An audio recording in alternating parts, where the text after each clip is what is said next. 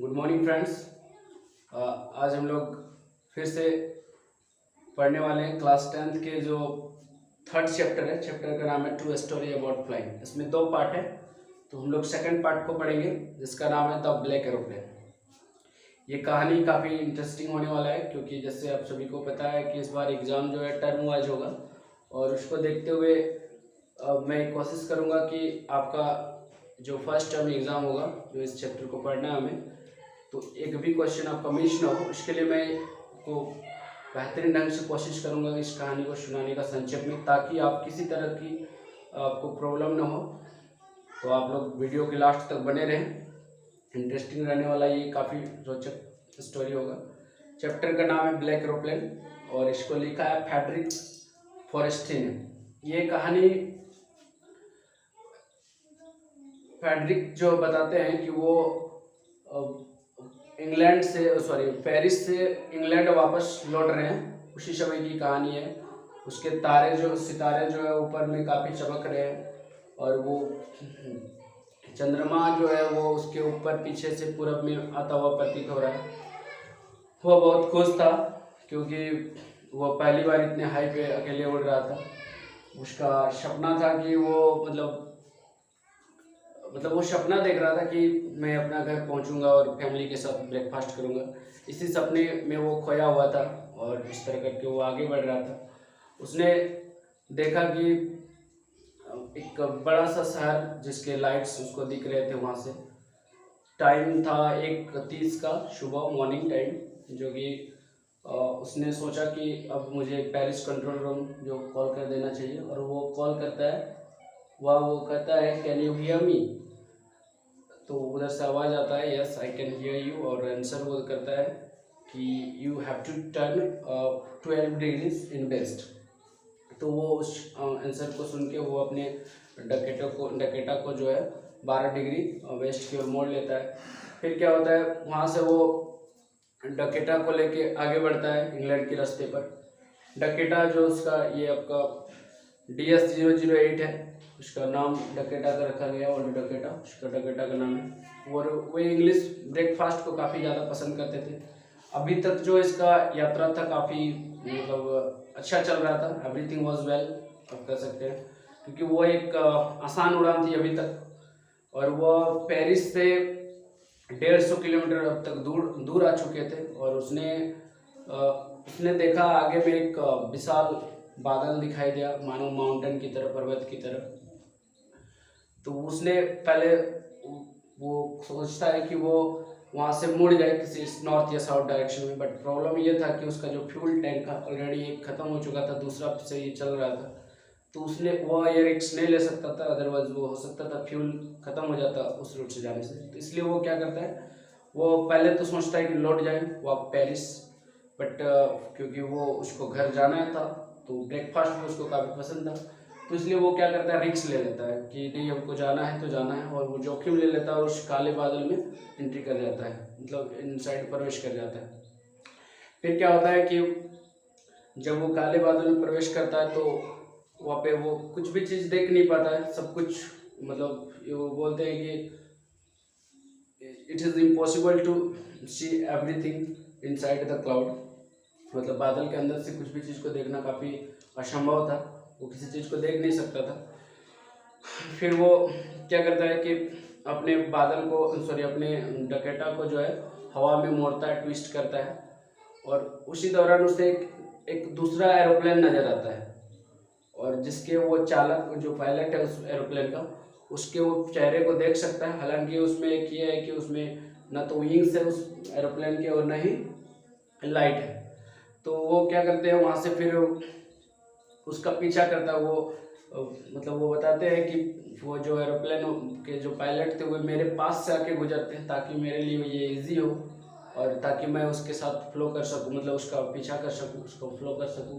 वो कहता है कि वो मेरे सामने से गुजरा ताकि ये मेरे लिए इजी उड़ान हो, और मैं एक आज्ञाकारी बच्चे की तरह, आज्ञाकारी बालक की तरह, जैसे स्कूल में टीचर जैसे बोलते हैं उसी तरह की बातों को मतलब अनुपालन करना, उसी तरह से ये क्या करता है, उस जो अनदर एरोप्लेन था ब्लैक एरोप्लेन, उसको पीछा करता है और इस तरह से वो तूफान में लगभग आधा घंटा तक जो वो कंटिन्यू उनके साथ रहता है। और आधा घंटा बाद उसको फिर से एक डर सताने लगती है, और डर ये सताती है कि उसको लगता है कि वो देखता है, चेक करता है, तो उसको पता चलता है कि उसका फ्यूल जो है जस्ट 5 to 10 मिनट तक का जो फ्यूल है वो रेस्ट है, बाकी है, अदरवाइज फिर वो फ्यूल सारा खत्म हो जाएगा। तो इसलिए उसको ये डर सताने लगता है। कुछ देर बाद वो अचानक जो है उस घने बादल से बाहर आता है, काले बादल से बाहर आता है, और जब वो देखता है तो रनवे दिखाई देता है, एयरपोर्ट दिखाई देता है, वहाँ पे लाइट दिखाई देता है। तो उसमें वो लैंड करता है, मतलब उतर जाता है, और उतरने के बाद वो फिर से देखता है इधर उधर कि जिसने मुझे इस काले बादल में, घनघोर बादल में बचाया, सेव किया, सेव लैंड करवाया, वो कहाँ गया। वो देखता है इधर उधर तो कुछ नहीं दिखाई देता है। वो लैंड करने के बाद वहाँ कंट्रोल रूम में जाता है। कंट्रोल रूम में वहाँ एक लेडी रहती है, उससे वो प्रश्न पूछता है कि मुझे बताओ कि आज कौन हुआ था या फिर किसने मुझे बचाया। तो वो महिला जो थी काफ़ी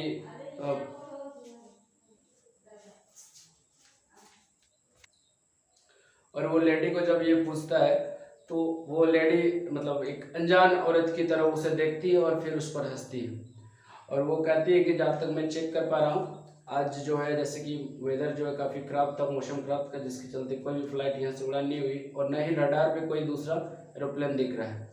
तो वो पूछता है कि हु हेल्प मी, मुझे किसने मदद किया, who was flying in with me in the black black cloud, कौन मेरे साथ जो घने बादल में उड़ रहा था। और इस तरह करके ये कहानी जो है एक रहस्यमय ढंग में समाप्त हो जाती है।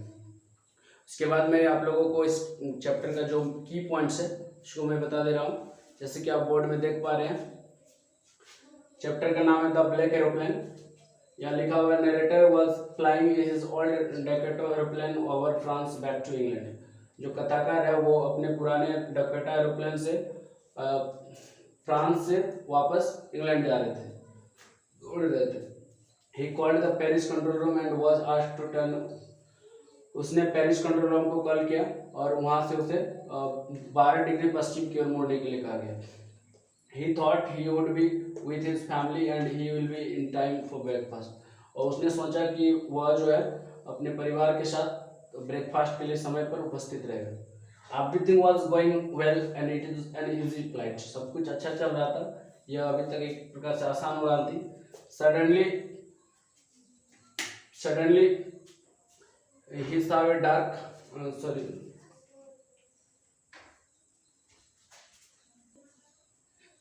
फिर क्या होता है, सडनली ही saw dark black storm clouds. अचानक उसने एक काले बादल देखा, और he took tactics and plane best straight into the storm. उसने रिस्क लिया, जोखिम लिया, और अपने प्लेन को he took the risks and the plane went straight into the storm। उसने जोखिम लिया और अपने प्लेन को सीधा उस आंधी में, उस स्टॉर्म में ले गया। Everything looked black inside the mountain clouds. सब कुछ उस काले घनघोर बादल में, पर्वत की तरह जो बादल था उसमें काले दिखता था। Old plane jumped in twist into the air. उसने पुराने जहाज को हवा में मोड़ा। And he couldn't believe when he found his compass and other instrument totally dead। वो विश्वास नहीं कर सकता था जब उसने देखा तो उसका सारा कंपास और जो अदर इंस्ट्रूमेंट थे वो सारे डेड हो चुके थे। फिर क्या होता है, suddenly another aeroplane appeared and he could see the face of the pilot। अचानक क्या होता है, दूसरा एरोप्लेन को वो दिखता हुआ प्रतीत होता है, और वह उस हवाई जहाज के जो पायलट है उसके चेहरे को वो देख सकता था। Pilot of the black aeroplane asked the narrator to flow him. जो ब्लैक एरोप्लेन का जो पायलट था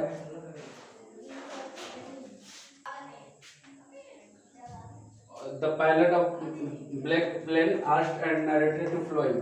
उस ब्लैक प्लेन के पायलट ने लेखक को पीछे, उसके पीछे आने के लिए कहा। Narrator was frightened as there was still enough that he could only 5 and 10 minutes। Narrator जो है डर गया था, क्योंकि उसका जो ईंधन था काफ़ी कम था, मात्र 5 से 10 मिनट तक चलने वाला था, खत्म होने वाला था। Suddenly he came out the clouds, अचानक वो बादल से बाहर आया, and saw two long straight lines in form of him, और अचानक उसने दो क्लाउड देखा है जो उस क्लाउड के वो सीधे चले जाते हैं, lines in the from the him. It was an runway where they could land safely। ये एक रनवे था जहाँ पे मतलब वो आसानी से सुरक्षित ढंग से वो लैंड कर सकते थे, उतर सकते थे। On landing he asked the lady in control room where he was who was other pilot was। जब उतरने पर वो पूछता है कि वो लेडी से कंट्रोल रूम में where was he, वो कहाँ था, and who was the other pilot was there, उसके साथ जो दूसरा पायलट था वो कहाँ था। The lady replied that no other airplane expect his Dakota and fly that night। वो महिला जो है उसे जवाब देती है कि दूसरा कोई भी एरोप्लेन उसको छोड़ के, उसके डकोटा को छोड़ के उस रात को नहीं उड़ा था। And pilot of the black aeroplane remained as unsolved mystery for the narrator. और नरेटर के लिए उस ब्लैक एरोप्लेन का जो भी था वो एक प्रकार से मिस्ट्री रह गया, रहस्यमय तरीका रह गया, वो जवाब नहीं पाया। इस तरह से ये कहानी समाप्त होता है।